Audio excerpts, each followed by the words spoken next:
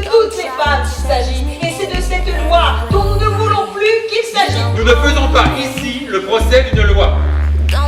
Moi, personnellement, je le ferai. Pour moi, ce spectacle représentait bien la beauté de ce combat. Enfin, j'ai trouvé super beau, j'ai eu beaucoup d'émotions, j'ai failli pleurer. Voilà, j'étais émue.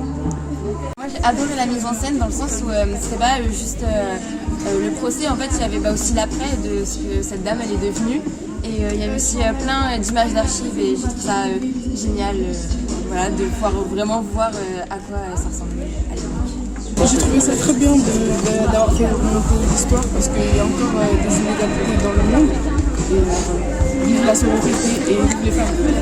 Personnellement, ce que j'ai trouvé le plus beau dans la mise en scène, c'est cette comédienne qui joue une espèce de spectre blanc. Pour moi, c'est une assez grosse métaphore comparée à un procès qui est très réel. Pour moi, c'était ce que j'ai compris de cette métaphore avec cette femme qui danse, c'est vraiment le courage et la détermination qu'il a fallu à cette jeune fille pour affronter le procès et pour affronter tout ça. Ce même courage du coup qui va la porter jusqu'au bout de sa vie, jusqu'à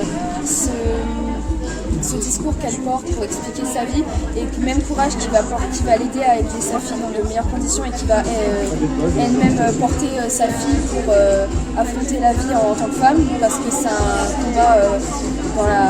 combat qui touche toutes les femmes, ce dont on parle dans ces pièces-là.